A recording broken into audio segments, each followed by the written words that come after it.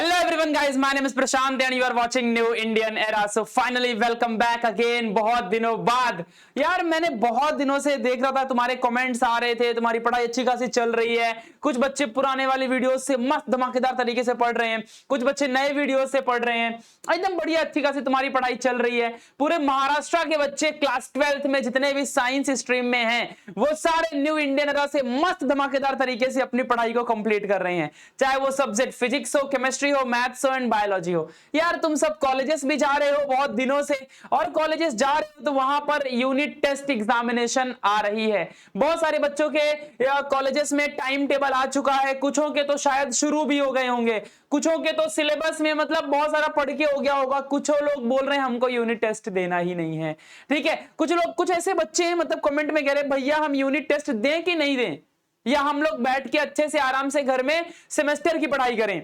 Unit test में हमारा time pass हो रहा है, वैसे भी इससे कुछ होता नहीं है, कॉलेज में कोई प्रॉब्लम हो जाएगी क्या? ऐसे बहुत सारे क्वेश्चंस बच्चों के मन में आ रहे हैं। तो मैंने सोचा कि अब मैं आ चुका हूं फॉर्म में और अब मस्त एकदम डेली कंटेंट देने के मूड में, तो फिर क्यों ना अब चलो एक वीडियो बनाई जाए कि बच्चों का जो मेन कंफ्यूजन है वो दूर हो जाएगा, है ना। तो चलो यार देखो यार, सबसे इंपॉर्टेंट चीज ये कि यूनिट टेस्ट हो या सेमेस्टर टेस्ट हो, वो कहते हैं ना कि क्लास 12th की जो बर्डन होती है, बोझ होता है, जिसने झेल लिया वो पूरी जिंदगी के सारे बोझ झेल लेता है।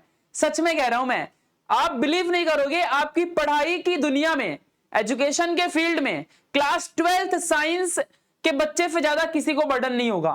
फिजिक्स, केमिस्ट्री, मैथ्स, बायो, एक साथ सारे सब्जेक्ट पढ़ना, वो भी इतना सारा कंटेंट, कहीं समझना है, कहीं अच्छे से तुक्के मारने, कहीं कुछ दिमाग लगाना, हार्ड वर्क, स्मार्ट वर्क, सब कुछ करना है। तो यार बहुत बर्डन होता है। क्लास 12th को जिसने झेल लिया वो आगे निकल जाता है, और क्लास 12th को झेलने की जो पहली सीढ़ी है ना, वो है यूनिट टेस्ट। जिसने यूनिट टेस्ट में अच्छा किया वो पक्का सेमेस्टर में अच्छा करता है। जो सोचता है कि मैं यूनिट टेस्ट नहीं दूंगा, घर में बैठ के पढ़ाई करूंगा, मेरा सिलेबस पढ़ के नहीं हुआ है तो मैं यूनिट टेस्ट कैसे दे पाऊंगा, तुम एकदम पागल हो सच में। अगर तुम्हारा पढ़ के नहीं हुआ तो तुम यूनिट टेस्ट दोगे ही नहीं।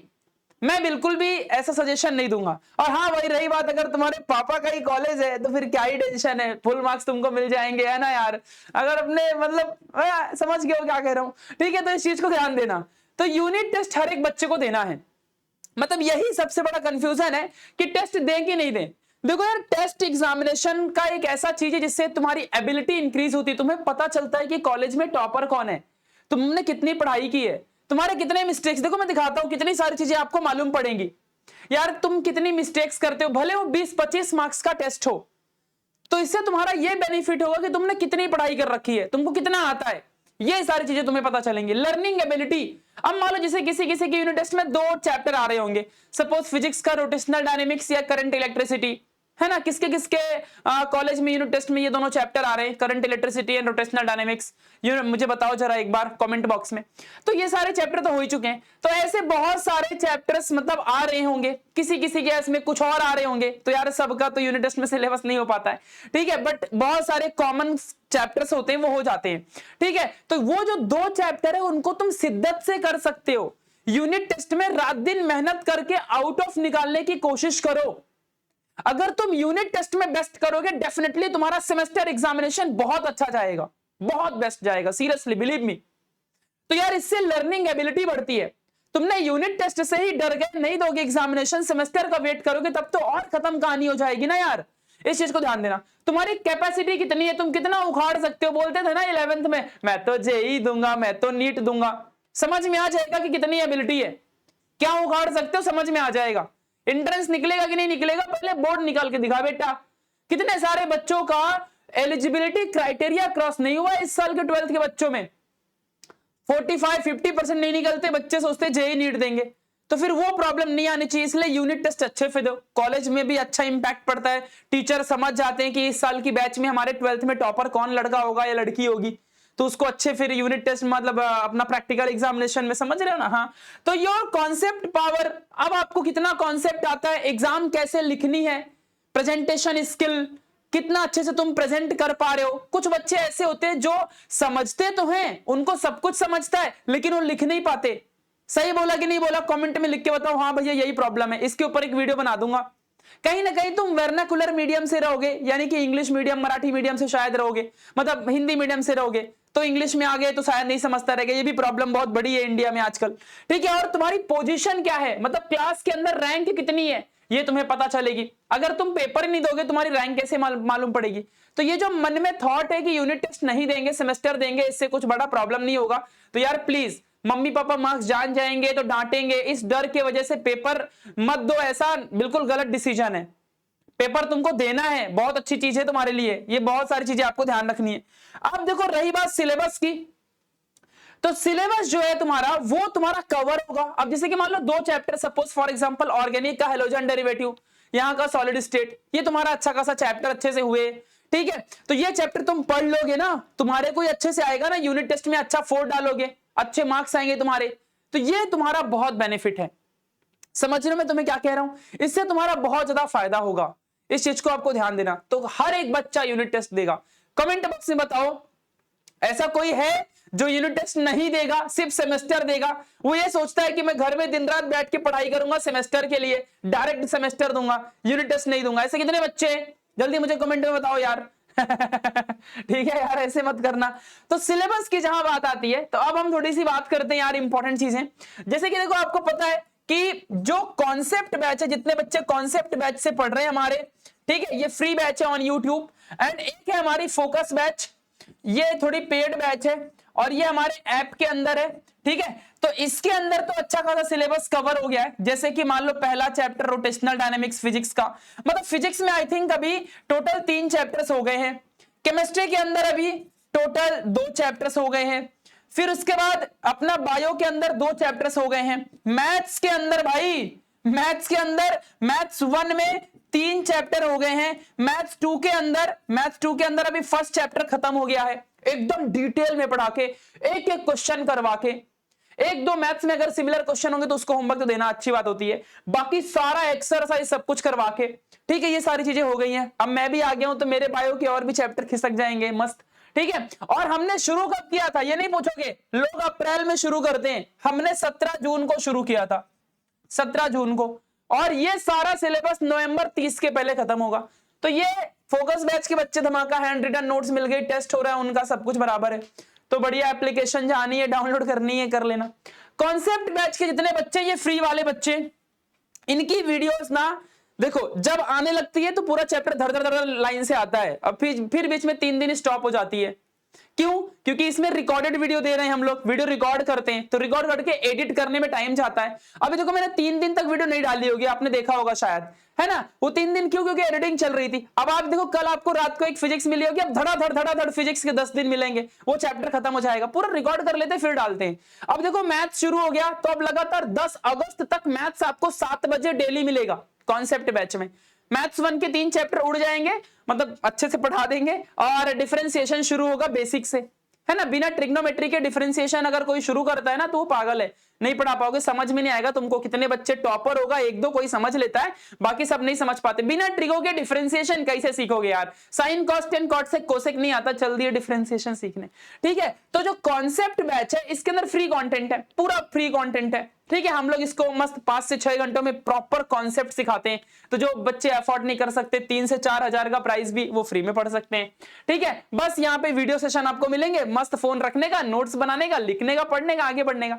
अब मैं सोच रहा हूँ कि बायोलॉजी के लेक्चर लाइव लेना शुरू करूं, क्योंकि रिकॉर्डेड में मजा नहीं आ रहा है। पिछले साल के बच्चों को लाइव दिया था, इस साल के बच्चों को रिकॉर्डेड, तो नाइंसाफी है। सिर्फ बायो का लेक्चर ना, बाकी सब लेक्चर रिकॉर्डेड होंगे, टाइम की बहुत कमी है, ठीक है। तो ये सिलेबस भी 30 नवंबर को खत्म हो जाएगा यार, बिलीव करो, थोड़ा सा भरोसा कर लो, खत्म हो जाएगा, टेंशन नहीं लेने का। कुछ लोग ना तुम्हें भड़काएंगे इधर उधर, हाँ अब तक इसके पहले 80% सिलेबस होता था, क्योंकि हम लोग लेट शुरू करते थे यार। इतना सारा इन्वेस्टमेंट डाल रहा हूं अकेला, जो कहते हैं ना दूसरे लोग, वो एक ही सब्जेक्ट एक ही पढ़ाते हैं बस, ठीक है। ये ध्यान रखना, हम सारे सिलेबस को, इतनी सारी चीजों को अकेले मैनेज कर रहा हूं।